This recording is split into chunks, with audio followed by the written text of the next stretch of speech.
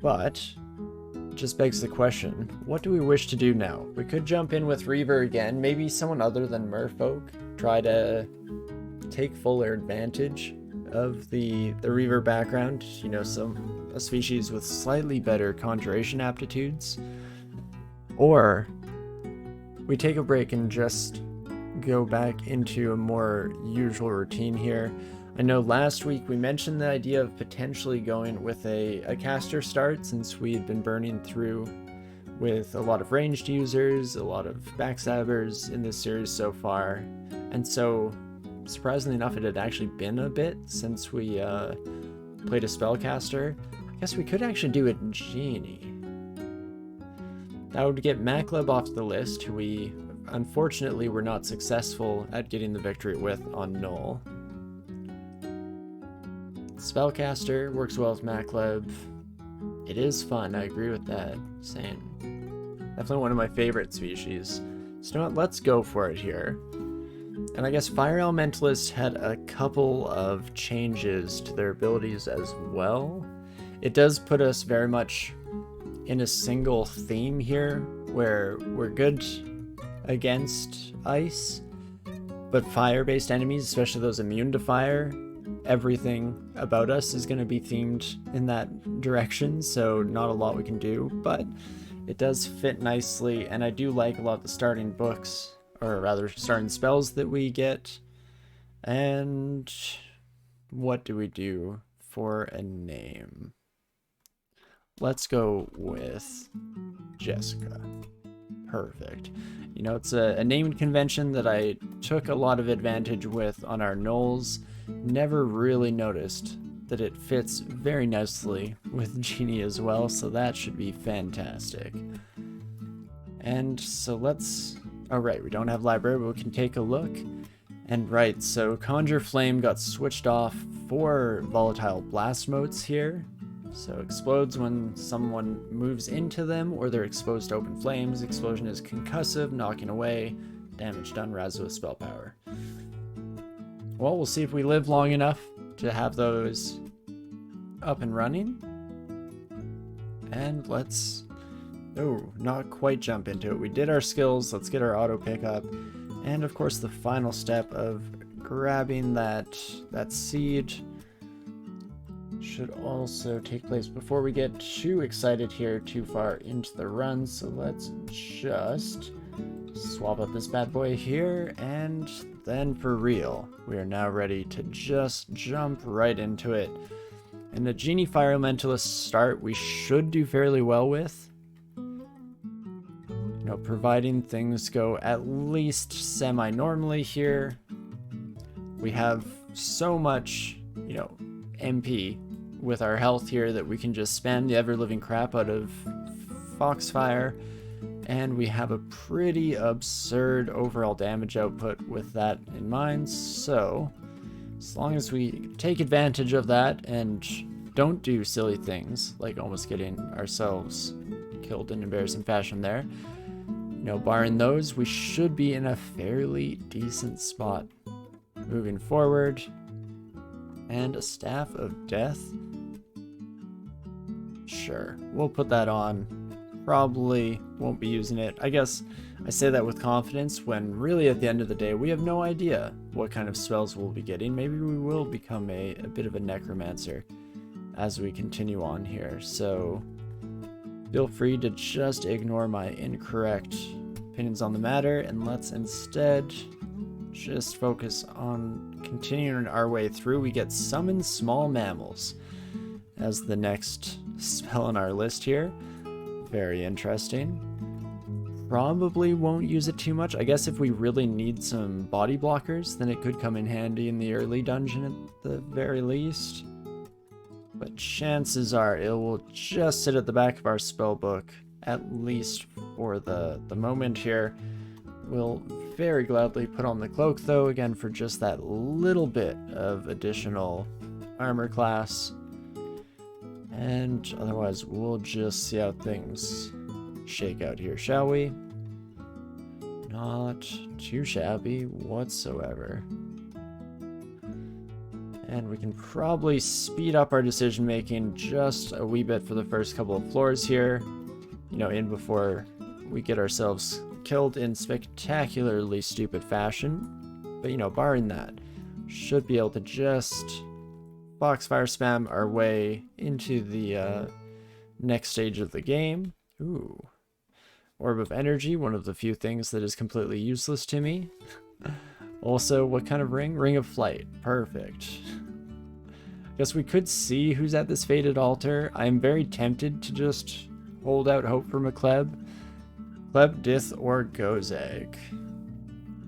So Makhleb or Gozeg, both alright options for our genie here. Dith Menos isn't terrible. You know, we get the additional little effect on a lot of our attack spells. So far, I don't think we have anything that would proc it. So I don't think Foxfire counts. You need a targeted conjuration spell.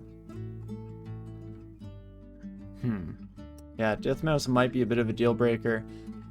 And again, to fit with the most classic of genie runs here, we will probably be going with Makhleb and just seeing if we can blaster cast our way to victory here. Never win with Dith. I don't know if I've ever won with Dith either, now that you mention it. I've definitely had some pretty solid runs. A very rare stabber back in the day. But then usually my favorite Dith combo, back when I used to play them a bit more often, was always to go with like Magic Dart and the Battle Sphere and Dith, and then between all those you're able to use Magic Dart pretty late into the game, just with the additional auxiliary damage that you get from the various other effects. So interesting for sure. Ooh, and we get Blink as our second additional spell. Now there is a useful one for sure. Very liable to keep ourselves alive using that in the future, so that is just fantastic. Love to see it. Oh my gosh, and we get beautiful ring here. Strength -4 brings us to a very low 3 strength, which is not great. But wizardry and resistance to poison, int +9. So wizardry, I doubt we'll really need. We're usually ahead of the curve on our genie characters, but int +9 is a pretty huge bonus. And of course, yeah, resist poison doesn't matter at all. We're infinitely resistant to poison innately. So if we put this on, we might need to switch that out before too much later in the game, once we get to areas where enemies are going to be degenerating us, or in any way reducing our strength. That's going to be a deal breaker for sure. Oh, excuse me. But until then, it should be fairly decent. And there we go. Finished D3. We'll probably just be making our way down until we get to the Economical Temple here, which I'm hoping we get sooner rather than later. More protection from fire. Not exactly what we need here, but I mean, I'll obviously still take it. Anything and everything helps at the end of the day. Who knows, maybe we'll come up against an early fire-themed enemy and desperately need it, as we immediately run into quite the opposite with the Ice Beast. But fortunately, even though if they got within range of us, we'd very likely die, they are weak to our fire, so we're able to get ahead of them just a smidge there, which was desperately needed. And it's not looking at the moment like our temple's gonna be showing up here on D4, so we're gonna have to hold off just a little bit longer before we get our hands on that. But we'll quickly finish off just the last wee bit of the floor here. Oka Shrine. I mean, if I could just get a Makhleb altar, then that also works great. I wouldn't mind whatsoever. That's looking like the entire floor, so we'll just head on down, and we get a sewer entrance showing up. Would definitely be interested in making our way through there. So we get Static Discharge as our next innate ability here. So let's take a look. Has this changed at all? We zap those next to us, it arcs to other adjacent creature or back to us before eventually grounding out, deals reduced damage when arcing to the caster and bypasses any armor the target may have. 2 to 5 damage per arc. It maxes out at 2 to 7 per arc. I guess it ignores armor, so that's why it's a relatively low overall damage rating there to balance that out. Maybe, just maybe. We also see that we got a slow rusting of, wait, was that of distant drain? So close, relatively close, but not right next to us. Maybe we'll head back up this direction. Immediately regretting my decisions. Oh, but we do get nearby, so it does seem like we're at least in the right vicinity here. Oh. And you know, that would do it. Let's just get a bunch of Foxfires ready in advance, and then take care of our good old friends. And that should be fantastic. And we should be able to make relatively short work of the area here, especially with the pools of water giving us additional steam cloud damage. We'll just... my brain was going to say slowly but surely, but again, that's very much the opposite of what we were going for. We were very quickly, all things considered, just blast our way through all these sons of guns, hitting level 8 immediately, so that's beautiful. And should be able to pick up a decent bit of treasure here. Hello, Grinder. And blast you with Scorches, so it doesn't matter if you go invisible. Kind of get some guaranteed hits going on. And there we have it. That should be, I'm assuming, the entirety of the sewer. Fantastic. Do a quick floor search just to make sure we're not leaving anything behind. And then let's just jump right back into it, shall we? Just blitzing our way through. And I'm sure we'll find that temple any second now. Any second now. Maybe, just maybe. Foxfire's so good. It is ridiculous. Especially, again, on Genie, because you're not limited to, you know, at least most people by this stage would have like 12 magic points, so they could only get so many Foxfires out there, 24 maxed out. No such limits for us. We can just spam the ever-living crap out of it, and as long as we're able to find Makhleb here, we can take it to the next extreme, because if we're healing on kills while we're at it, then we should be able... Oh no. Makhleb, why have you forsaken me? What I was gonna say is that if you're healing every once in a while on kills, then you can just keep spamming. Unfortunately, things don't work out so great for us here, so we're gonna have to change gears. And how do we wish to go about this?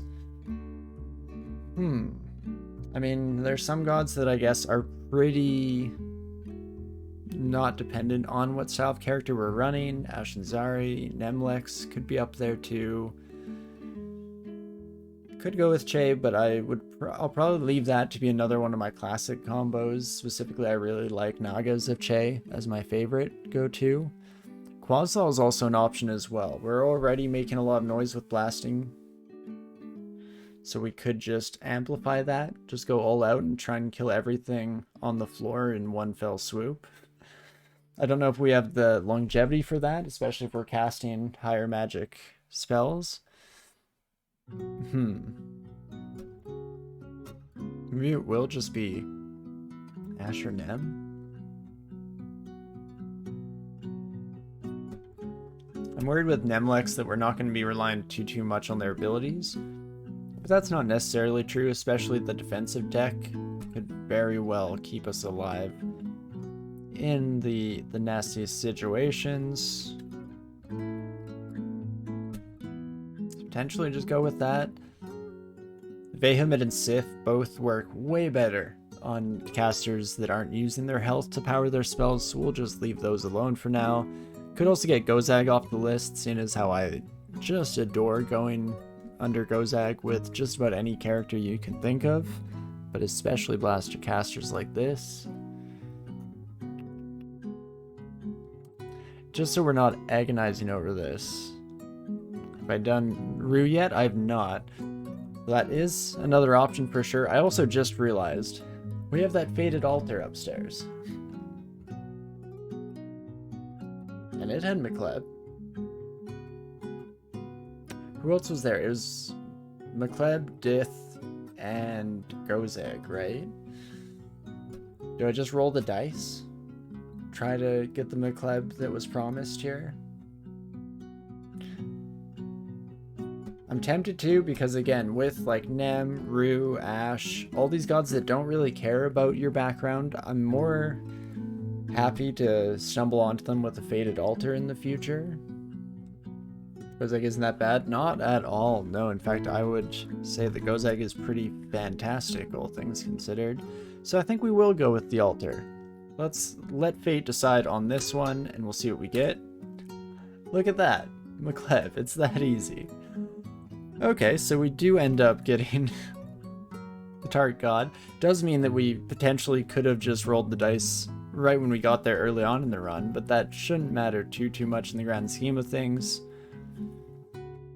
It's a bit of an interesting issue where we are largely just going with Makhleb for the healing passive. We don't really care too much about the active abilities. We'll take Leather Armor of Willpower though, that's fantastic. As I was mentioning, the active abilities aren't super useful. I do really like them usually on like melee characters because it kind of supplements your lack of ranged answers. But in this case, our own magic will probably be stronger than the majority of stuff that Makhleb would offer us. I mean, summoning demons could still be the difference between life or death, depending on how encounters shake out, so that is pretty useful across the board regardless. But fantastic. This is where we should be able to just hit another point of liftoff here and start blasting everything that comes within our range. And it should be a nice little bit here, providing we don't come up against any ice-based enemies that are nastier than an ice beast. Seeing as how with our cold vulnerability, they're going to be making pretty short work of us. Regen? Oh, it's Amulet of Faith. But Regen Amulet is our next big ticket item here that will give us a nice boost in our overall power levels. So we'll see if we get our grubby little paws on that. Oh, hey. And there we go, we find an actual Makhleb altar shortly after too, so now I definitely would have been regretting my decisions. Everything points to Makhleb.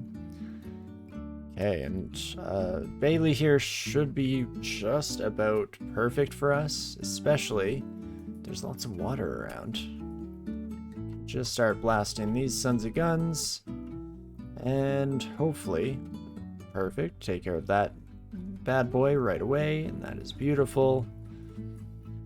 And then we should be able to just kill these buddies. I guess I'm being pretty spammy with my health usage here.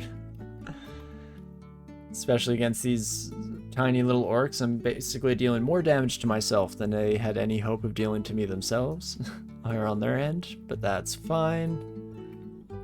And we'll just work our way through the final bits of the area here. I guess, which isn't really true, seeing as how these aren't the final bits. This is but the beginning. And there we go. This is a bit closer to the final bits, and we will take advantage of our friends here, putting them in hot water, as it were. In fact, we want to start with like some flame waves. Oh, I got ignite poison at some point. That could be very nice, as long as we find ourselves in a spot to be using it. For now, though, we'll just walk away from our new friends. And fortunately, they'll follow perfectly along in our tracks here. In fact, I think they're slightly slowed by the water, so we actually gain some ground over the course of things here. Beautiful. And how much damage can you actually deal, my friend? 25. I'll probably still scorch you for some good damage, and then we can follow that up with Guess we could do Curari, could do a throwing net. I'm tempted to just blast one more Scorch and hope that everything works out in our favor. That's not the best course of action, all things considered.